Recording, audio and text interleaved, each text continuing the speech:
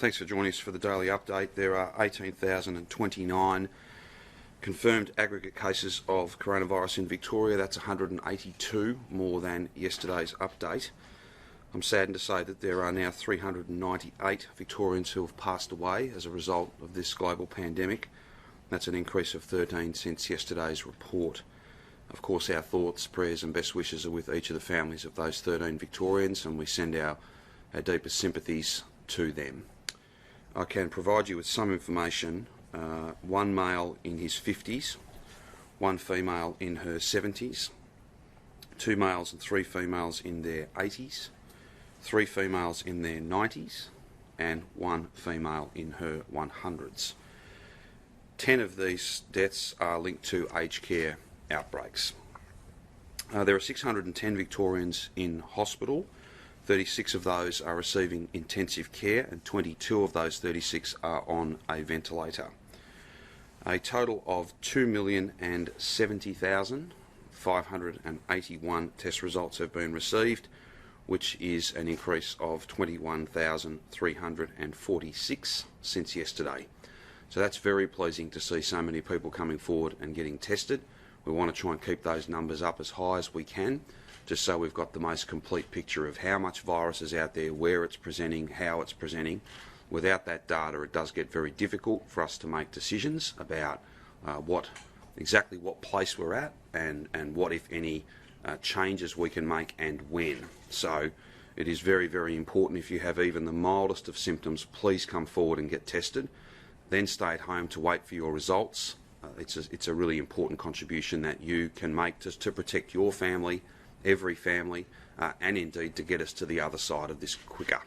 I know that the weather this weekend is quite challenging, and we normally see numbers come down a little bit over the weekend in any event, but I would just say to anybody who has got symptoms, don't put off going and getting tested because it's cold and wet.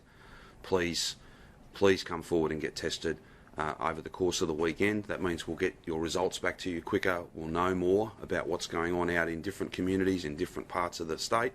That's very, very important for all of us, not just for safety, not just for the best of care, although they are the best of reasons. It's also about us getting to the other side of this second wave quicker.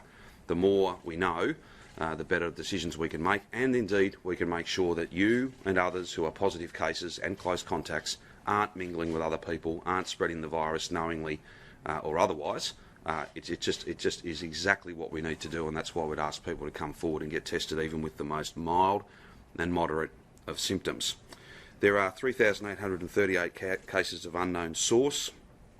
30 of those mystery cases have been added since yesterday. There are 674 healthcare workers who are active cases. There are 1,689 active cases in aged care settings, and 4,293 active cases across Victoria. In terms of those active cases, particularly as it relates to regional Victoria, this has been something we've been quite focused on. You would remember we were up over 500 active cases not very long ago. I'm happy to report that now there are 247 active cases across local government areas in regional Victoria that are covered by stage 3.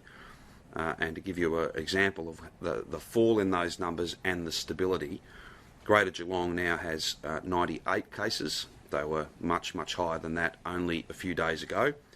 Greater Bendigo has 25. That's fairly stable, but they relate in large part to a number of outbreaks. And Ballarat has just 4 active cases now. So we have seen a reduction in those big regional cities, and we're seeing less cases across regional Victoria. That's exactly what we want. But again, if you're in one of those large cities or anywhere in regional Victoria, anywhere in the state in fact, and you've got even mild symptoms, please come forward and get tested at one of the over 190 test sites that we have established across the state. In terms of aged care outbreaks, as I said, we have 1,689 active cases. They relate to outbreaks, 129 outbreaks. The total number is 3,586 cases in aged care since January the 1st. but 1689 is the current active number.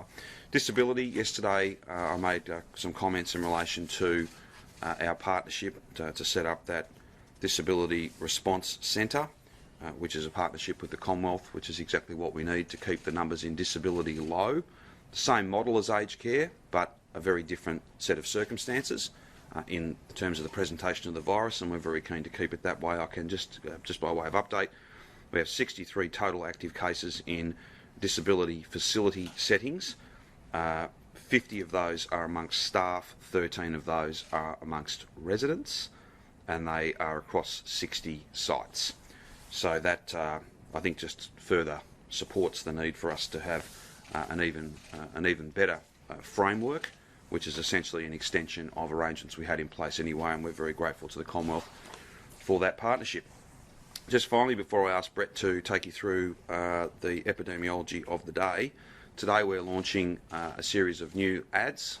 They'll be on every platform, social media, as well as TV, radio. They're a very important way in which we can use some of Victoria's best known people to reinforce that key message that whilst the rules will, because this strategy is working, they will change at some point, rules will still be a feature, whether it be masks, hand washing, physical distancing, all of those things will remain a feature of our COVID normal. That's what we're striving to find, and that only works if everybody plays their part within that framework. So we've got a couple of those ads. I'm deeply grateful to John Fain, who was perhaps behind this, having suggested that we use some really well-known Victorians, a little bit of humour, even though this is a challenging time. Some humour is sometimes a very good thing to try and just remind people that we all have a part to play. We all benefit from this strategy, and therefore we've all got to input to it. We've all got to contribute to it to make sure that it works and to make sure that we find that COVID normal, and that can be a sustainable place for us to be in for a period of potentially many, many months until the ultimate vaccine becomes available. So I think so to all of those involved, whether it be Sharon Strzelecki and her alter ego, Shane Jacobson, Taylor Harris, Waleed Ali, Nazim Hussain, and many others, can I thank each of them for being involved in this campaign. It's a really good way for us just to get that message out. We all benefit from the strategy. We all now and for the foreseeable future are going to have to contribute to that strategy, because it's only through wearing masks and all those other quite simple but powerful things that we'll be able to move into a new phase.